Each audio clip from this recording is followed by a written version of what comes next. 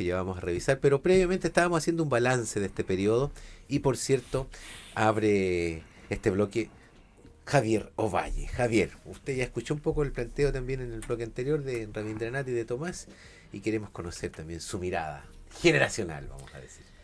Me han dejado la vara alta y yo celebro el nivel del análisis en este panel, lo que nos comenta Rabin con sus 7 títulos que a mí ya me abren la cabeza en un montón de cosas, que creo que son bastante lúcidos sin haberle hecho todas las bajadas aún, pero sobre todo también muy valiosos, interesantes, de alguien que vivió la política por dentro. Eso es muy importante. Y de mi compañero Tomás, de mi amigo Tomás, también lo digo, eh, en los aspectos que son más intelectuales de la doctrina de la política, que también es muy importante.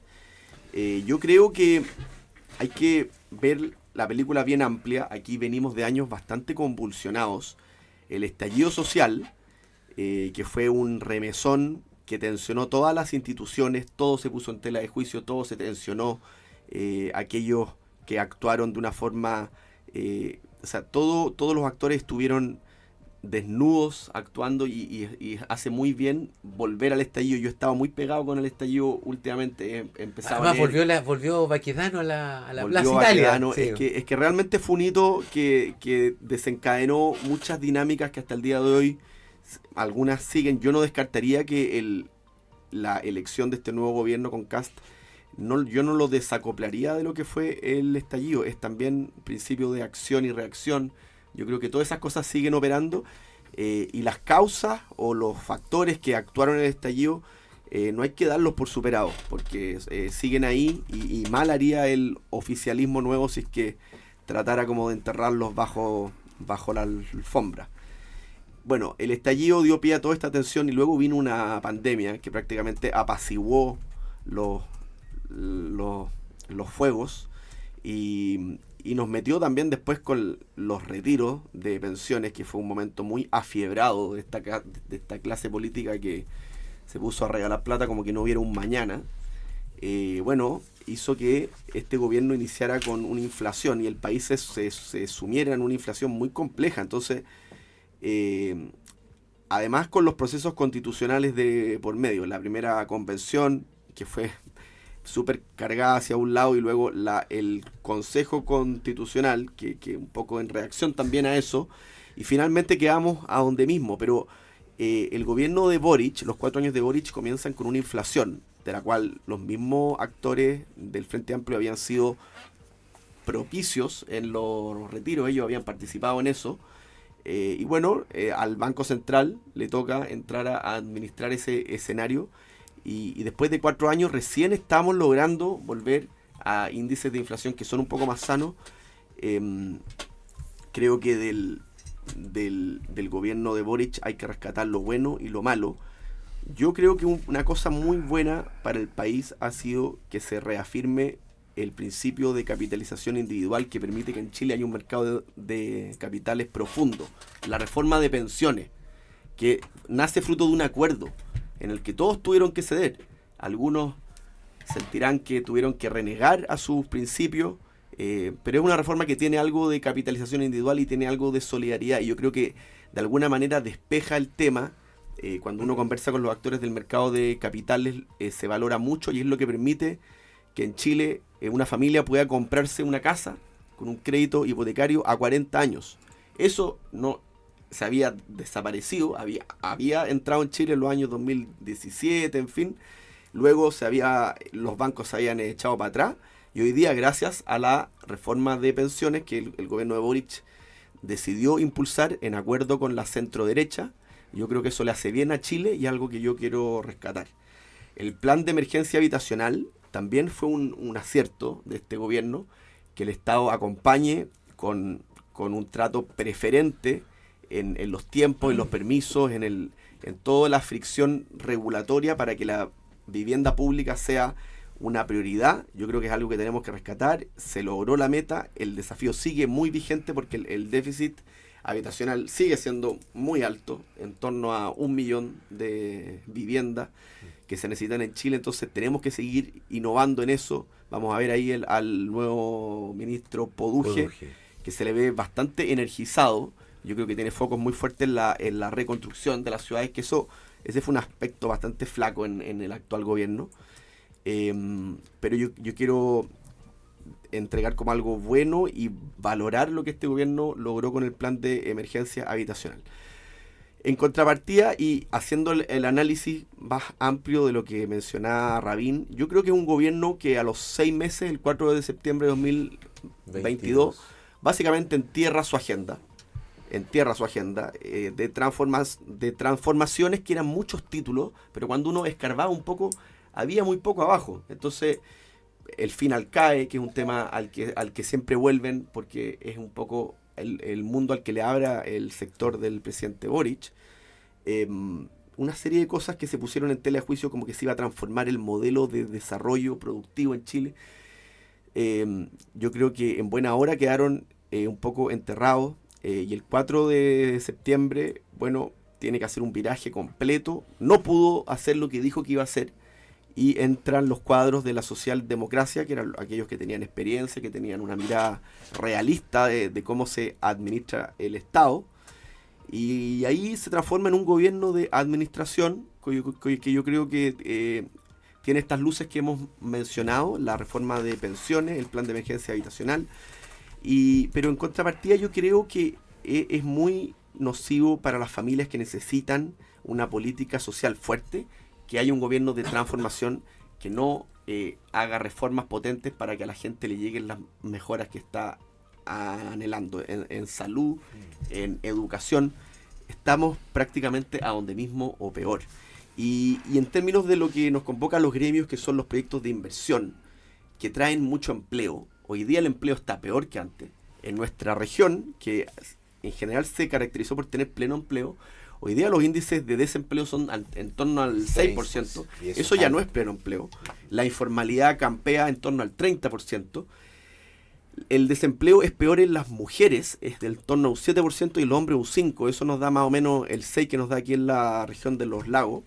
Entonces es preocupante, y el Estado y su sistema regulatorio, lo que nosotros hablamos de la permisología también ha sido poco propicio al desarrollo de las iniciativas. Más bien uno ha visto mucho activismo funcionario. Esto fue lo que ocurrió en los 4 años que vimos. Vimos mucho atrasos en los proyectos, en los que pareciera que nadie paga un costo con eso, cuando se detiene una obra de un hospital por 6 meses por restos arqueológicos, que está bien, pero no pueden pasar 6 meses. Y no puede ser que nadie diga nada por eso. Entonces, ese tipo de cosas nos tienen que llamar a la reflexión. Los que más necesitan el apoyo del Estado en Chile, un día de atraso para ellos es muy grave. Y yo creo que todos tenemos que ir en esa misma línea.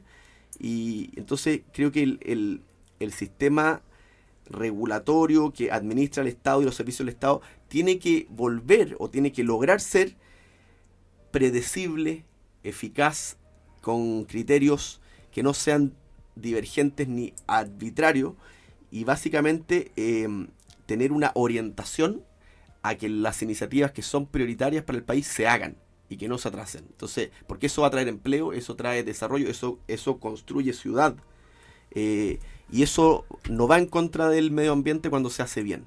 Así que yo creo que ese es un balance más o menos de lo que no pudo ver en los últimos años. Varios elementos que rescataste de la primera conversación del primer bloque, pero que nos da la posibilidad de seguir un poco. Rabindranath, algunas ideas para ir. No, por supuesto. Me quedan 3 puntitos de los 6 que dije. Ya hablamos del cierre del ciclo de expectativas transformadoras. Vamos con eso. No, ya lo tratamos. La paradoja de la moderación incompleta, y hablamos también de que la derecha ha ganado con la agenda de la izquierda. Hay un cuarto punto que creo yo que es muy importante, que es el riesgo de la alternancia impaciente. Creo que los chilenos nos hemos acostumbrado, o queremos que las cosas se resuelvan rápidamente. No darle tanta vuelta, ¿no es cierto? Tú lo acabas de decir, por las inversiones, etcétera, etcétera. Fíjate que desde el ciclo de Bachelet-Piñera, esos periodos que tuvieron ambos, de ahí en adelante, si el gobierno no cumple, la ciudadanía que lo respaldó le da vuelta a la espalda. Por eso le llamo yo la alternancia impaciente. O sea, ya no existen las lunas de miel. No. Al mes. Eso que llaman la lógica pendular, en este caso Boris y Kass, el péndulo va de la expectativa de cambios estructurales, ¿no es cierto? Boris quería cambios estructurales. No a los 6 meses que dijimos ya que se cumplió, prácticamente 6 meses duró la expectativa de ese gobierno. Marzo-septiembre del 2022. El rechazo fue el 4 de septiembre. Pero la hallaba en la búsqueda de orden y estabilidad. ¿Me entienden? Entonces, el problema es que los péndulos políticos suelen simplificar los dilemas complejos. Porque ni la desigualdad desaparece por decreto, ni la inseguridad se resuelve con retórica y con discursos como los que hemos estado escuchando. Otra cosa es con guitarra. Acá a nosotros nos dijeron que se iba a transformar el país. A los 6 meses se dio vuelta a la página. Aquí se nos habla mucho. El discurso de anoche fue exclusivamente eso para el sentimentalismo. No hubo nada concreto, nada de altura. Bueno, y después yo hablaba de la tarea pendiente de la socialdemocracia. Ese espacio de políticas graduales, de políticas pensadas, institucionales y fiscalmente responsables, sigue existiendo esa falta de política.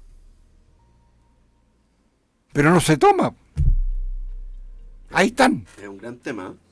¿Qué va a hacer? No nos sentamos a mirarnos las caras, a decirnos, mira, yo pienso así, yo pienso de otra forma, y llegar gradualmente. Por eso yo hablaba hace un tiempo atrás que acá lo que hace falta es ponernos de acuerdo en 5, 6, 7, 10 temas y decir, ¿sabe qué más? Esto lo vamos a trabajar en consenso y de aquí a 10 años este país tiene que estar de esta forma. No, es aquí puro pirquineo. Y estas reformas graduales que yo hablo, nadie ha logrado ocupar ese espacio. La izquierda más identitaria lo consideró que era medio tibio. Estas reformas, que pongámonos de acuerdo, no, muy tibio. Vamos al choque, vamos adelante. Y la derecha lo vio innecesario. Y la ciudadanía lo sigue buscando. Entonces, esa es una tarea pendiente para la sociedad en general. Yo hablaba de la socialdemocracia. Y la ironía final, quizás la mayor ironía en el traspaso de un gobierno que llegó prometiendo cambiar el modelo, terminó entregando el poder a uno que promete básicamente que el modelo funciona, pero con más orden. Entonces, yo creo que a veces las revoluciones terminan siendo apenas un prólogo para la restauración de un gobierno conservador. Bueno, ¿a qué presidente cita Kast ayer en su discurso? Sí, pues. A Diego Portales. Así es. Las paradojas. Y si uno se recuerda el primer discurso de Boric, se abrirán las grandes alamedas. Se abrirán las grandes alamedas, ¿me entiendes? Hasta los anteojos se puso. Entonces, ahí. Y termino con esto. Los costos del socialismo. Aquí hablo de la socialdemocracia en realidad. Los que llegaron con el discurso de los 30 años, que no eran 30 pesos, eran 30 años, a poquito de andar, notaron que necesitaban la experiencia de la socialdemocracia y llamaron a gente a ocupar ministerios muy relevantes del Partido Socialista y del Partido por la Democracia. Y ellos sostuvieron el peso de este gobierno, con el desprestigio que significó, a pesar de que gente valiosísima, con mucho conocimiento, pusieron la cara. Entonces, a mí estos discursos que reniegan el pasado, a veces renegaban los que habían salido del mismo tronco, que habían trabajado en el segundo gobierno de Bachelet, en ministerios. Y cuando salieron se fueron a embajadas donde estaban sus padres. Entonces a mí me pareció de una deslealtad que no tiene nombre. Y hasta el día de hoy creo que eso le ha pasado a la cuenta. Oiga, fíjese usted que en las últimas horas, también en medios nacionales, vemos como la presidenta del Frente Amplio, tras el cierre del gobierno de Gabriel Boric, comillas, no creo que tengamos que hacer un mea culpa, ¿no? Una frase en la cual ellos dicen que más bien cumplieron con todas las expectativas, pero esto da una idea de efectivamente cómo están analizando la situación política, la condición social de este país. Tomás, unos minutos antes de ir al blog para poder seguir esta línea de análisis.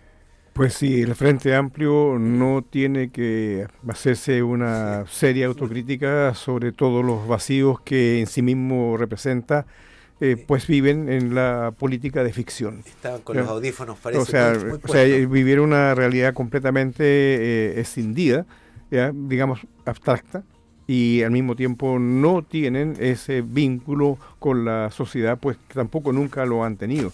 Los precarios vínculos con organizaciones tenían que ver con sus propias federaciones estudiantiles, y ese mundo, que naturalmente es muy volátil desde el punto de vista de lo que conversábamos en el bloque anterior, de la ideología, de las doctrinas, de los valores, de las ideas políticas, de las ideas de sociedad, pues son absolutamente carentes de todo aquello. Por lo mismo, en lo que valoran de su propia escisión de la realidad, bueno, está bien para ellos, ¿ya? Ese mundo va a ser el mundo de los valores que van a mantener y que van a considerar de que siguen teniendo naturalmente vigencia. Pero eso no es real. Y lo que hoy día vivimos en términos de realidad política tiene que ver con cómo se deben hacer los ajustes para entender de que la responsabilidad de cualquier político es pensar en el desarrollo de toda la sociedad y no solamente de su grupo de amigos, de secta, de incluso de patota, ¿ya? Y eso es lamentable que a pocas horas de haber dejado de gobernar como lo hicieron, piensen de que estuvo bien hacerlo de esa manera. Es realmente lamentable. Bien, vamos a... nos tomó la vuelta de este panel de tener que volver con Javier también para poder terminar un poco esta idea, pero vamos ahora a las noticias porque nos está esperando el reporte que prepara nuestro colega Robert Arellano. La pausa y ya retornamos para cerrar este día jueves. En Cooperativa Red Los Lagos, es hora de la información del momento. Un breve resumen de lo que está pasando en nuestra región, en Chile y el mundo. ¿Cómo están?